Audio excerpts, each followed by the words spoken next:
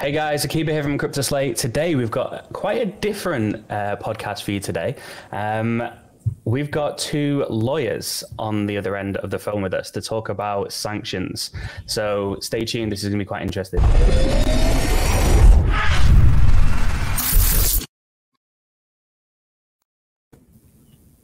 Hello, Carlton and Anand, how are you doing? Very well, thank you. Thanks. Hey, how are you? Thank you for having us on. So, for everyone watching, we have Carlton Green, who's a partner member of Crowell and Mooring's International Trade and White Collar Regulation Enforcement Groups. And then we also have Anand Sithian, Counsel in International Trade and White Collar Regulatory Enforcement Groups. It's quite a mouthful. I believe you both also have a lot of experience in AML, Bank Secrecy Act, US economic sanctions, OFAC, asset forfeiture matters. There's a long list of things that you guys have got some experience in. So how did you get into talking about Web3 and crypto? In general, well, I mean, at least in my case, it's that I spent about 15 years in government doing the things that you mentioned. So I was at OFAC for a number of years. I was at DOJ representing OFAC when they were sued, among other clients, other federal agency clients. And then I was at FinCEN as their chief counsel at the time when they were beginning to kind of formulate their approach to crypto. Fantastic. What about yourself, Anand? For me, I started my career at the Department of Justice, and my first intro to crypto was a prosecution a number of years ago, back in 2013, against Liberty Reserve and various executives, and for unlicensed money transmission and facilitating the laundering of proceeds in the digital asset space. And that was a first one of the first prosecutions in the crypto space. So oh wow, yeah. So that was crypto litigation then. OG criminal prosecution, and so I was supporting the forfeiture and seizure efforts on that matter. And really an introduction to what at the time was the frightening aspects of crypto. I've since come around and now represent a number of individuals, platforms, and the like in the regulatory compliance and enforcement matters. I see you sort of smiling and nodding along there, Carlton. Was that quite an experience, that case then? Yeah, I'd say, yeah, I think for me and I mean, maybe for both of us, crypto is now a really significant part of our practice. I think we both split between anti-money laundering and OFAC sanctions, and crypto has become a really huge part of that. And it's a fascinating area. I love being involved in it. I think there's a lot of really unusual questions in those areas of the law.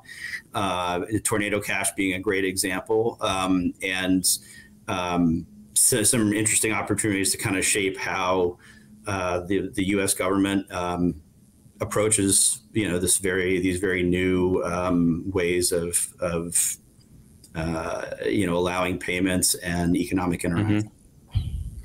So on that, I want to bring up our first question, which is what are the sort of wider implications of the OFAC sanctions on Tornado Cash?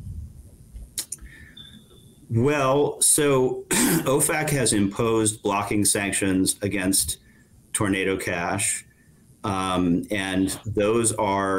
they have described Tornado Cash as an entity, and that the exact scope of that entity is not kind of fully described. But one of the implications that would come out of that is that there would be prohibitions on dealing with any property or property interests of that Tornado Cash entity that OFAC has identified. And likely what that means in this case is that people are not able to use the Tornado Cash protocol to as a mixer, basically, right, to obscure the origination of transactions.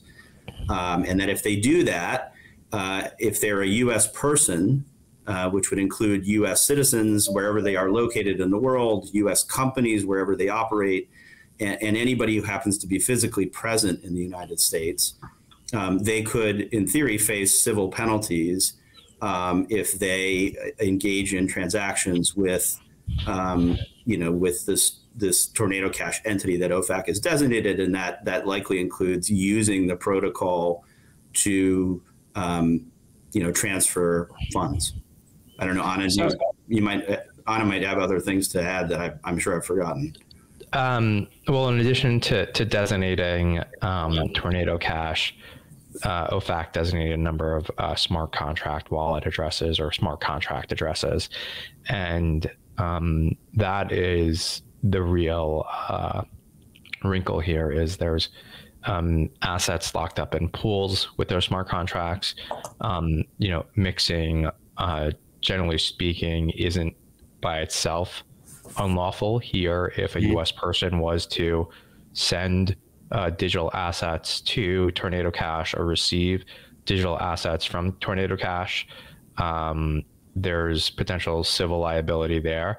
And if you do it willfully, that is, you knowingly do it with the knowledge that Tornado Cash maybe is subject to sanctions, you could face potential criminal prosecution. So there's a lot of regulatory risk here for various market participants on dealing with the Tornado Cash smart contracts. So that brings me on to the next question is how different are these sanctions to ones made on more centralized entities such as like Blender.io in the past? Well, for that, I think the big difference that has drawn attention from people is that Blender.io was understood to be a discrete legal entity, right? So it was easier to understand when you're dealing with that entity because it has kind of legal personhood, right? It's an established company, and so that I think is the real difference here is that in the case of Tornado Cash, there's not a clear corporate entity that you could point to and say that's Tornado Cash. So that's what's attracting all the attention, I think. So building on to that then, so one of the things you mentioned there is exactly right in terms of Tornado Cash isn't an entity, it's a piece of open source code. Do you feel that these sanctions are going too far? I just recently spoke to Ari from TRM Labs, who very clearly outlined the fact that in his view, the sanctions have got good intentions. They're trying to stop money from going into North Korean terrorist organizations, but usually when a service is being used like this, it is centralized, it is done for the purpose of money laundering. But as you guys have already pointed out, there are legitimate use cases for Tornado Cash and it is open source code. So yeah, how do you feel about the sanctions? Well, so, I think there's kind of two pieces to this, right? One is the policy piece and the other one is the legal piece. From a policy standpoint, I think the government, the assertions the government's making, and I'm not hearing too much contradiction on them, but this story, of course, is developing day to day, is that a very substantial portion of all of the transactions going through Tornado Cash were being used for money laundering, and that hundreds of millions of dollars of that was laundering by the North Koreans from cybercrime and other activities that they had engaged in, and I think I'd even seen some statistic about that these kinds of transactions represented kind of a substantial portion of the overall volume of transactions going through Tornado Cash, and if all those things are true from a policy standpoint, that's pretty sympathetic to the agency, right? If you could imagine if there were a U.S. bank, let's say, or a foreign bank, any bank, an actual bank where, let's say 20-30% of the transactions flowing through that bank were money laundering and involved, actors like North Korea, the idea that you wouldn't take action against them would be really... But that's very different. That's very similar to the Blender IO in the fact that that's a recognized legal entity. Well, right. That's right. That's right. So that gets us to the second piece, which is the legal piece. And, you know, the interesting thing on the legal argument side, I think, is that the statute does mention, you know, talks about providing powers to the executive branch in the U.S. With respect to the property of a foreign nation or foreign person. And so that's the key question here is there a person? That's the real legal hook I see to the argument that the folks who have brought suit against Tornado Cash have made, is that, hey, where's the person? I guess the one thing to keep in mind on the other side of that equation is that there are all kinds of joint enterprises that the U.S., that OFAC has designated over time that don't have clear legal personhood. Like, think about, for example, Al-Qaeda, right? I mean, OFAC has put sanctions on Al-Qaeda, and then all kinds of other sanctions on other people based on their activities in support of Al-Qaeda. It's not like Al-Qaeda has a legal corporate entity. You know, they don't have a business address, or put out, you know, annual shareholders reports, or I don't know, maybe, you know, Zawahiri was like a pretty organized guy. Maybe they did, but they don't have a business address. They're not a normal legal entity. And yet OFAC has sanctioned them and all kinds of other, you know, even outside the terrorism context. There was a Russian organized crime group called the Brothers Circle that was put on for sanctions several years back. Again, not a legal person in the traditional sense. And yet, you know, nobody had a concern. I think what is driving the concern here, you know, people are very focused on the fact that it's not a traditional legal person. I think what really is the unusual part here that is truly different is that all those other kind of non-traditional legal persons like Al-Qaeda or the Brothers Circle are not providing services that lots of normal people use on a day-to-day basis. And I think that's what distinguishes things from Tornado Cash, because although Tornado Cash apparently had some criminal users, as at least that's the allegation, you know, it also seems to have some legitimate users who are trying to protect their privacy. And I think that's what's made this seem so different to people. I don't know, Anand, you probably have other... So yeah, and I'd love to get your point on this, and also for time, just add in the part of, for me, I actually feel that most of the outcry and the reason why there's so much time going into this is because of the precedent that it sets, rather than the reality of people wanting to protect Tornado Cash itself. Because yes, there were quite clearly people money laundering on the platform. There were regular users. But the fact that a decentralized entity like Tornado Cash that's fully open source can be sanctioned, I think that's the bigger fear here from people in the industry. So I'd love your thoughts, Anand. So I think there's a number of issues to unpack with the designation. First, it's a clear signal that Treasury views mixers, generally speaking, as a threat to national security. In the context of how they are used for their criminal purposes. So setting aside the lawful permissible uses, but mixers being used by North Korea to launder the proceeds of hacks, to facilitate criminal transactions, that is a real risk that the government views as being a threat to national security. I think what you've said is really hitting the nail on the hammer here, that the fact that individuals or entities who create DeFi protocols could face legal risk based on how the product is used in the future. And if it's truly decentralized, and you know, we'll find out, you know, how decentralized Tornado Cash is. But if it's truly decentralized and there's no one behind it, it does create some tension between, you know, U.S. government or even government regulation and the concept of, you know, digital assets being censorless, permissionless, trustless, and really running on their own, and the code being the contract by which, you know, the parties operate. and that there is tension there. There's no question that issue, it kind of goes to the core of what some of those in the digital asset space really believe, that this is, a space that will operate without government oversight, in the sense that you can operate freely without censorship and without, operating within certain legal constructs.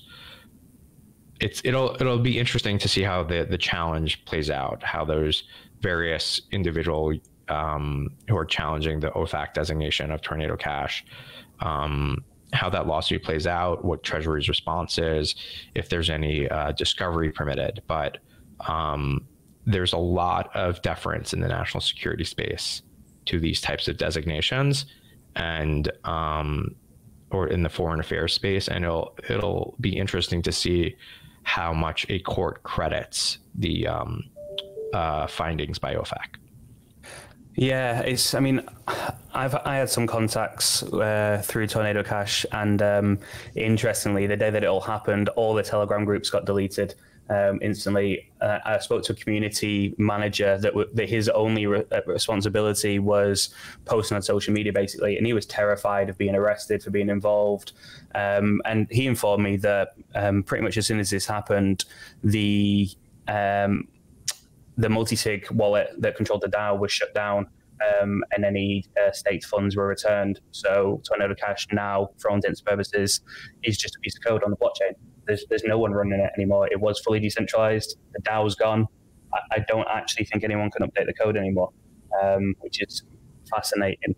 Which then brings me on to the last question I want to ask, is that for me, one of the main issues with this whole situation is that we're trying to bring centralized regulation to a decentralized world.